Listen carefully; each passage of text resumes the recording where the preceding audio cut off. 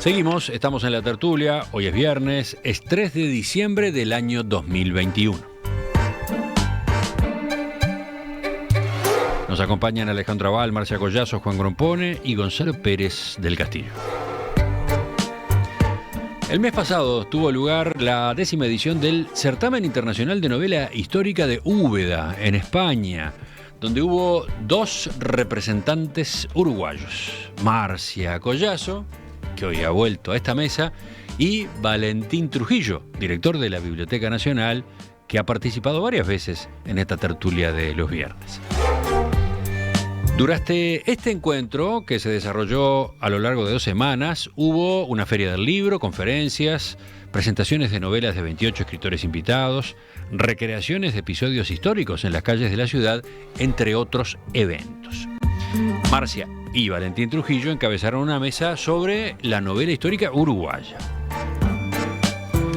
En fin, a propósito de lo que Marcia se trajo de aquel certamen, a propósito de la novela histórica como género literario, se pusieron de acuerdo los 4, vamos a charlar en los próximos minutos. Empezamos contigo, Marcia, para empezar ampliando algo esta información que yo daba recién.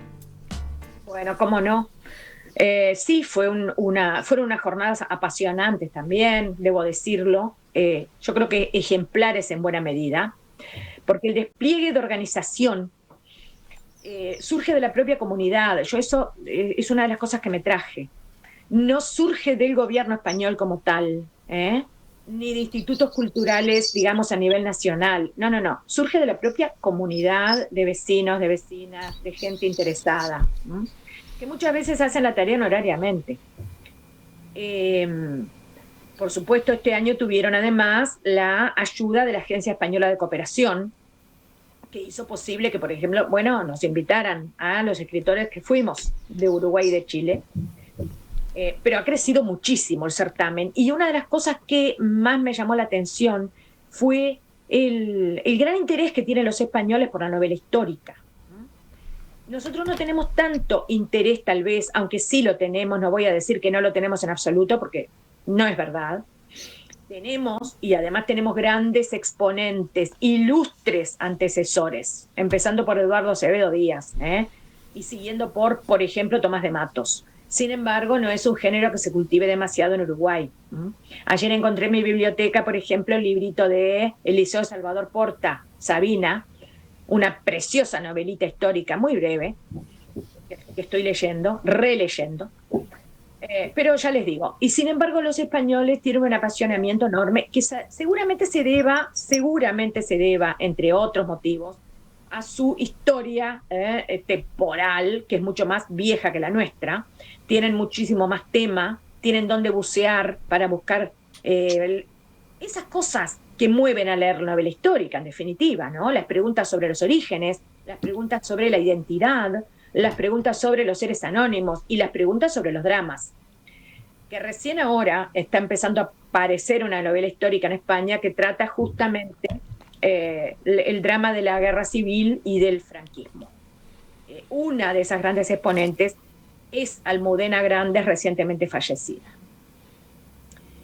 que estaba enferma, por supuesto, ¿no?, cuando yo fui a España. Pero lo de la comunidad lo quiero destacar y no me quiero acaparar todo, solamente darles otro ejemplo para que la audiencia calibre lo que quiero decir cuando hablo de comunidad. Cuando se hace el concurso de novela histórica, que es otra cosa que también integra el certamen, se nombra un jurado que creo que es de 10 miembros, pero paralelamente se invita a 60 personas de la comunidad, que puede ser cualquiera, desde el farmacéutico hasta la almacenera. Esas 60 personas, se hace una lista con esas personas y también se las invita a leer las obras concursantes. Esa comunidad luego emite su opinión y dicen, bueno, a nosotros nos pareció que las mejores novelas son esta y esta. El jurado toma esos insumos, entre otros. Por supuesto, no es un insumo vinculante, no es un insumo que obligue al jurado, pero si el jurado se aparta de lo que sería el fallo del pueblo, tiene que fundamentarlo. Eso es algo que a nosotros nos vuela la cabeza, porque entre nosotros... Claro, Qué interesante toda la dinámica del encuentro, ¿no? todo, y te podría decir mucho más. Mira, esa foto que apareció, que yo la vi en la página que ustedes nos enviaron, que están los soldados ingleses en Sudán, el más alto de todos en primera fila es mi marido. ¿Cómo? Mi marido intervino en esa recreación histórica, le dieron un uniforme de soldado inglés de Sudán y aparece en la fotografía en primer plano. Es decir, que realmente fuimos como una gran familia en todos los sentidos durante esos días que estuvimos en Úbeda. Yo misma ni siquiera lo fui a ver a mi pobre cónyuge, no lo fui a ver en esa recreación histórica, porque tenía que estar en otro lugar. O sea, estuvimos literalmente, miren, si en algún sentido yo honré a mi país durante esos días, fue en el sentido de trabajar al nivel de la cuasi esclavitud. Sí, y lo hice a conciencia, Pero bueno, no quiero acaparar demasiado. 24/7 fue tu representación allí, entonces. Totalmente, a base de analgésicos y café. Sí, y de comprometer al marido también. El pobre marido ligó también. El marido en realidad, yo no le dije nada. Vinieron los propios organizadores y lo invitaron. Y no había uniforme que le sirviera porque él mide 1,92. Pero consiguió un uniforme y ahí está en la foto. ¿Quién seguía? ¿Juan o Alejandro? A ver. Yo, ya que mencionaste a Juan, quería simplemente agregar a lo que dijo Marcia, que en primer lugar, yo cuando pensaba sobre la novela histórica, pensaba igual que ella. Me acordaba de Eduardo Acevedo Díaz y me acordaba de Tomás de Matos. De Tomás de Matos, bueno, porque es más cercano, y Bernabé, y después toda la recreación de José Pedro Varela, fueron formidables. Lo de José Pedro Varela es realmente notable, es largo, son 2 tomos enormes, pero qué esfuerzo formidable el de Tomás en ese asunto. Pero también quería agregar a Juan Grompone, porque Juan también ha escrito novelas históricas. Eso es así, y no quería dejar pasar el momento sin agregarlo. Por esto que lo de Marcia, con su recreación de la caída de Paysandú, es realmente, como dijo Gonzalo hace ya algún tiempo, algo que no se puede dejar de leer. Hay que leerlo, bien vale la pena. Era solo eso, y sobre todo para agregar a Juan que capaz que podía sentirse como dejado de lado por mí, por lo menos, en algo que notoriamente también participa él. ¿Y Gonzalo? Yo tengo mucho para decir. No, pero ¿cómo participa Gonzalo? Lo que yo escribo no es histórico. No, es ficción.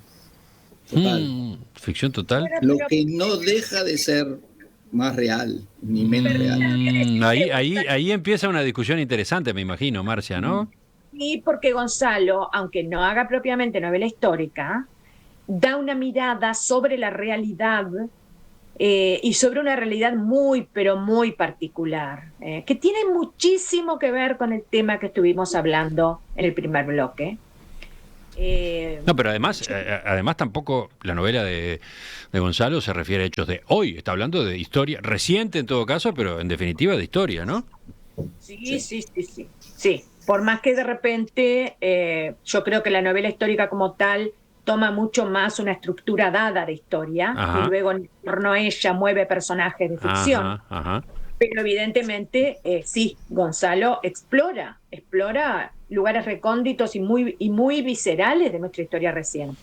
Bueno, lo que pasa es que capaz que para ordenar la charla convendría agregar una definición. ¿Hay una definición de novela histórica, Marcia? Bueno, sí, Juan, te doy la palabra. Bueno, yo precisamente quería hablar en general, ¿no? Es decir, yo creo que se escribe una novela histórica para reconstruir una época que se admira. Y el caso más notorio es la guerra y la paz de Tolstoy, en que reconstruye el periodo napoleónico, mirado desde el punto de vista ruso, y en particular un abuelo de Tolstoy tuvo que ver en todos esos acontecimientos. Ahora, también se escribe como un manifiesto, porque se quiere dejar sentada una tesis sobre algunos de los hechos del pasado, presentes o futuros. Y dice, y como toda novela puede pertenecer a más de un género, ¿no? Entonces quisiera mencionar algunos casos posibles de novelas históricas que no son son algo relativamente variantes, ¿no? Por empezar, hay novelas que son tesis históricas, y la primera que quiero citar es Heroica, de Marcio Collazo. Es una novela histórica, pero que establece una tesis clara, ¿no?, sobre la historia del Uruguay. Puede ser policial, que fue, yo creo que la característica, el paradigma es El nombre de la rosa, que fue la primera vez que a alguien se le ocurrió escribir una novela policial en el pasado, y en un pasado perfectamente concreto y lejano, ¿no?, como era precisamente el siglo XIII o el siglo XIV, no recuerdo exactamente la fecha. Puede ser una ficción de futuro, dos casos emblemáticos, 1984 o Un mundo feliz, ¿no? Es decir, que lo que se llama ciencia ficción, pero no es ciencia ficción, porque lo que están describiendo es una sociedad. Es decir, la tecnología no importa, la ciencia no importa en ninguna de esas dos novelas. Lo que importa es una tesis histórica hacia el futuro, ¿no? O puede ser una ficción del pasado, como por ejemplo El Señor de los Anillos, que es una saga reconstruyendo un ficticio mundo medieval, ¿no? Otro mundo medieval que no fue ninguno de los medievales conocidos en la historia real. Y finalmente hasta pueden ser dramatizadas, porque por ejemplo Shakespeare, en su serie de Las Reyes de Inglaterra y algunas otras novelas más, lo que están haciendo es historia ficción. En particular, por ejemplo, Ricardo III, para nombrar una de las más memorables y más que discrepan más con la realidad. Marcia, ¿es tan amplia la categoría novela histórica, efectivamente? Yo creo que sí, que es muy amplia. Podemos, sí, por supuesto, intentar hacer alguna clasificación. A mí no me gusta mucho hacer clasificaciones porque me parece que es un poco como encerrarse en las definiciones, pero bueno, ¿por qué no? De cualquier manera, yo agregaría que Heroica, que tal vez sí sea una novela de tesis, deja preguntas abiertas, y entonces les quiero contar que se plantearon algunos debates allá en Úbeda justamente sobre Heroica, porque, yo la presenté por primera vez en un pueblito llamado Vilches, un pueblito que tiene muy pocos habitantes, no me acuerdo, pero creo que no llega a tener 20.000 habitantes, y fue impresionante, había casi 150 personas en la sala, o sea, las proporciones numéricas son abismales con respecto a Uruguay, en todo. A ver, explícate mejor lo de las proporciones por las dudas. Claro, porque por ejemplo vos vas a una presentación de un libro en Uruguay, sea cual sea el libro, sea cual sea la respetabilidad y la fama de su autor, y con mucha suerte te vas a encontrar con 40 personas, 40, 50 personas. Y estamos hablando de la capital del Uruguay, Montevideo. Yo estoy hablándoles de un pueblito de una provincia que a su vez forma parte de otra provincia, Vilches. Y allí había 130 personas más o menos, puede que un poco más. Y solo en esa presentación yo vendí casi todos mis libros, casi todos los libros que había llevado, que por supuesto nunca lo imaginé, porque de haberlo imaginado no habría llevado todos mis libros, ni mucho menos. Luego tuve que, por suerte, había dejado algunos guardados como un tesoro en el hotel y pude cumplir con hacer algún obsequio, etcétera. Qué divertido, qué notable. ¿Puedo decir algo? Y agregar para terminar con esta parte, es que hay preguntas abiertas en Heroica que suscitaron un debate apasionado entre las personas, apasionado, porque había gente que se quería comer cruda a otra gente.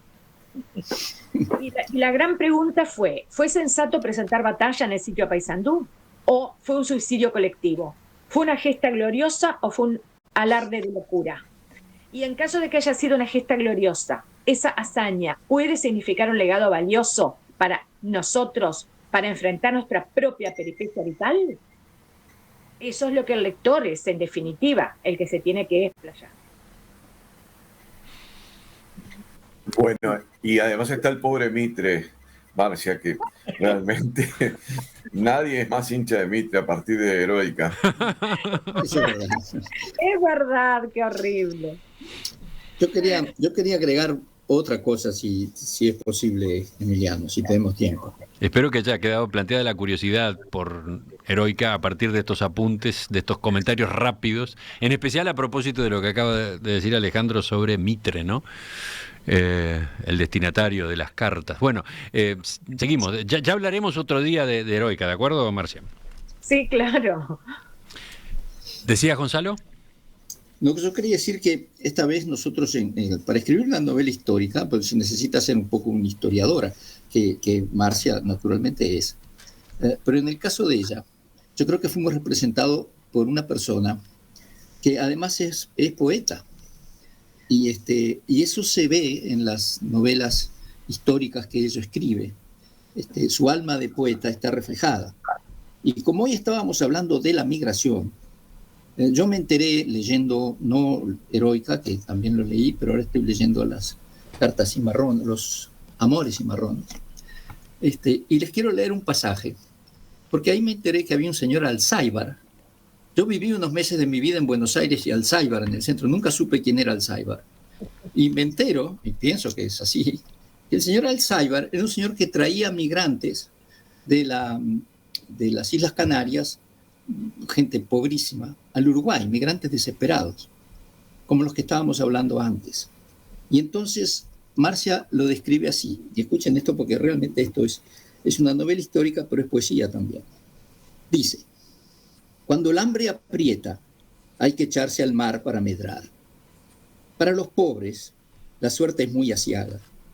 En bandadas huíamos, como los pájaros, y los que no llegaban a tener la suerte de subirse a un barco, se quedaban llorando de rodillas en el muelle. Los marineros de aquel pícaro de Alzáibar se reían. Están locas esta gente, se decían. Mire que pelearse por trepar a esta posilga andante, apurados por beber agua podrida, comer carne de rata y andar zarandeándose de un lado para el otro más de 60 días. Mire que desear eso, decía, mire que desear eso. Pero ni ellos sabían, con toda su pobreza, lo que era la nuestra. Suficiente, ¿no? Para nuestra historiadora poeta. Gracias, Gonzalo. Yo no me acordaba, honestamente, de ese pasaje. Es precioso. Y mirá que yo lo tenía leído hace días, y cuando empezamos a hablar de estos pobres que se hundían en el Mar de la Mancha, me acordé de eso y lo fui a releer y se los traje a ustedes como un regalo. Qué interesante que la autora de un libro diga: yo no me acordaba de ese pasaje, ¿no? Es que a veces sucede, ¿eh? A veces, no sé si a Juan le pasará, pero a veces uno se olvida de las palabras específicas que ha empleado. Bueno, pero ese es un momento en que estabas particularmente inspirada, Marcia. Porque, de veras, porque es una rendición realmente muy, muy emotiva de la decisión de esa gente de echarse al mar en esos barcos, en que iban como... Sí, te digo, el que no necesitaba, yo creo que no se había movido. Es lo que estábamos hablando antes, quien se tira a emigrar es porque no encuentra una solución en el lugar en donde está viviendo. Si tiene para elegir, se queda. A propósito de la novela histórica en Uruguay, tengo aportes de los oyentes. Dice Vilma: no se olviden de Alberto Galo con Ángeles entre nosotros. Y después tengo ejemplos de fuera de nuestro país. Pepe dice: Vargas Llosa es notable en la novela histórica. Por supuesto, hay que reconocerlo. ¿Cuál citarías en especial? Bueno, por ejemplo, la fiesta del chivo me parece impresionante, que justamente, mirá, cuando estuve en Úbeda estaba en cartel la fiesta del chivo. ¿Cómo que estaba en cartel? Estaba en cartel, o sea, la estaban ¿cómo se dice? La estaban poniendo en el teatro. Ujú. Yo estuve a punto de ir, me vi tentada a ir a una de esas funciones teatrales, pero dado que, como te digo, me había autoimpuesto ese régimen de semiesclavitud, tuve que estar en todo, absolutamente en todo, incluso hasta las 11, 12 de la noche a veces, porque también les cuento que hacíamos religiosamente almuerzos y cenas en la comunidad de escritores. Almuerzos y cenas a la española. Ay, por favor. Almuerzos y cenas con primer plato, segundo plato y postre. Y todos eran platos típicos, todos. Por ejemplo, comí bacalao a la naranja, que a Juan seguro que le va a interesar esto que cuento, que era delicioso. Comí salmorejo en varias versiones, que es una especie de gazpacho con otros ingredientes. Comí mucho pescado elaborado de distintas maneras, tortilla también elaborada de distintos modos, y mariscos. Ujú. Realmente me vine con 2 o 3 kilitos de más, cosa casi imposible de evitar. Pero volviendo a Vargas Llosa, ¿El sueño del Celta, por ejemplo? ¿Cómo lo ubicas en esa línea? Vargas Llosa es un extraordinario escritor de novela histórica, domina el arte y el oficio, que son dos cosas diferentes. Después, Yo creo que- Marcelo anota y suma la lista, y por supuesto que esta es una lista larguísima, ¿no? Pero él suma a Arturo Pérez Reverte, ¿no? Bueno, Arturo Pérez Reverte en España, mira, te digo, estuve en la casa de Lope de Vega en Madrid, y cuando subimos al último piso, que había un cuartito allá arriba, nos dicen, bueno, aquí se alojó el capitán creo que era Diego de Sousa, que fue inmortalizado después en la novela A la Triste, de Arturo Pérez Reverte. Ujú. Pero ese capitán, que fue muy amigo de Lope de Vega, escribió él, no, lo escribió su sobrino, que sabía leer y escribir, su biografía. En eso se basa Arturo Pérez Reverte, por lo tanto sí es una novela histórica extraordinaria. ¿Quién sigue? Juan, ¿querías volver tú con la novela histórica? No, yo lo único que quería decir es que yo no intenté clasificar, quise mostrar la diversidad de niveles históricos que había, recordar algunos casos diferentes de novelas históricas, no clasificarlos, es decir, seguramente hay muchas más posibilidades, ¿no? Sí. Sobre eso mismo, Sí, Emiliano, ¿me Alejandro. permitís? Sí. En realidad, para mí, la novela histórica requiere personajes reales. Es decir, se construye, Algunos. como creo que lo dijo Marcia, sobre personajes reales. No necesariamente todos los personajes de una novela histórica son reales, pero en el centro tiene que haber personajes reales. Porque si no, prácticamente cualquier novela es histórica, porque son todas ficciones, en general, o casi siempre, sobre la base de, bueno, circunstancias de tiempo y lugar muy determinadas. Pero si no hay personajes reales, no tenemos una novela histórica. Lo de Marcia es una novela histórica. Lo de Tomás de Matos, en particular, con lo que escribió sobre Varela, es fantástico, y son personajes reales.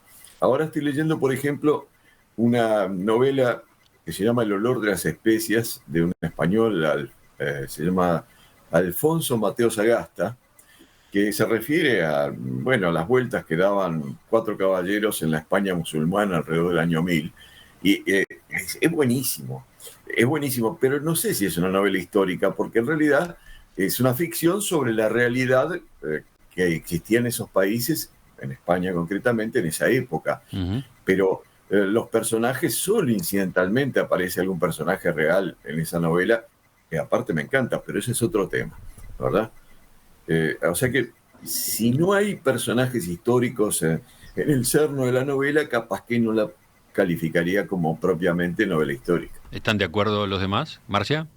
Sí, o sea, por supuesto, estos son opiniones, pero creo que sí, que para que sea novela histórica tiene que tener por lo menos algún personaje histórico, que ahí vos podés elegir, ¿no? Es decir, ¿lo hago hablar o no lo hago hablar?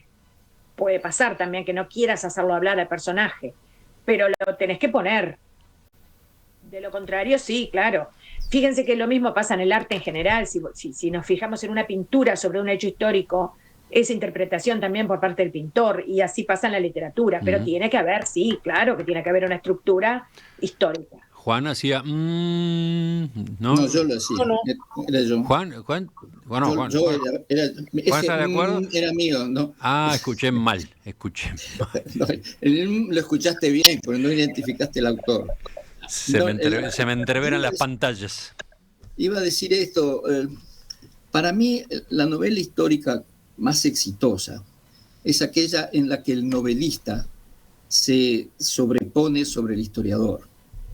Si quien escribe tiene una preocupación fundamental por dejar testimonio de cómo fueron determinadas cosas, y esa preocupación se sobrepone a la preocupación del novelista, que es de contar una historia. Yo creo que a veces la novela histórica se hace demasiado detallada en detalles que al historiador le interesan, pero que al lector a veces lo dejan frío. Y creo que es una característica de las buenas novelas históricas, que es que el novelista toma el mando y es el que escribe, no el historiador. No sé si queda claro lo que quiero decir, o es solo una confusión mía. Y mirá la riqueza que tiene, yo qué sé, la categoría y las variantes posibles. Daniel, a propósito de esto de personajes, dice, no necesariamente debe haber personajes humanos reales. Los personajes pueden ser de otro tipo. Por ejemplo, un edificio, caso la Catedral del Mar. ¿Qué tal? ¿Qué tal? Sí, claro que sí. Bueno, yo lo hice con la novela La Tierra Alucinada. El personaje principal es la Tierra.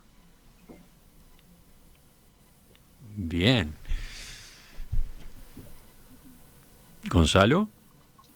No, es que yo lo que pasa es que mi biblioteca acá tengo parte y la otra parte la tengo abajo, entonces no puedo hacer como Juan y Alejandro, que me levanto, saco la Catedral del Mar y la muestro y le digo, acá está, este es lo que hay que ver. Sí, la Catedral del Mar, no sé si la historia es sobre la catedral o sobre los trabajadores que la construyeron, pero bueno, está bien hecha la alusión, está bien. Bueno, Marcia, mirá todo lo que dio para charlar esta mañana, el disparador de tu participación en este encuentro en Úbeda sobre novela histórica, que por supuesto me imagino que debe dar para bastante más, ¿no? En el caso tuyo, en cuanto a anécdotas, momentos, si pasaste tan intensamente esos días. Debe dar para mucho más. Fueron casi 2 semanas, ¿no? Bueno, yo estuve 10 días, pero sí, ya iremos desgranando alguna otra cosa. Eso de la recreación histórica en paralelo también lo quiero destacar, porque no sería nada difícil que lo hiciéramos aquí en Uruguay, verdaderamente.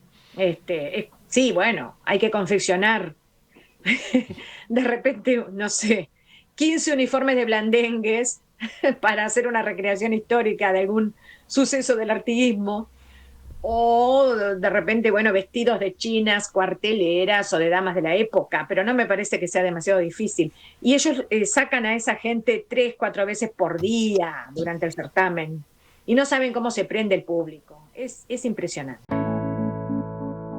Ya volvemos con el cierre de la tertulia, ya volvemos con los telegramas.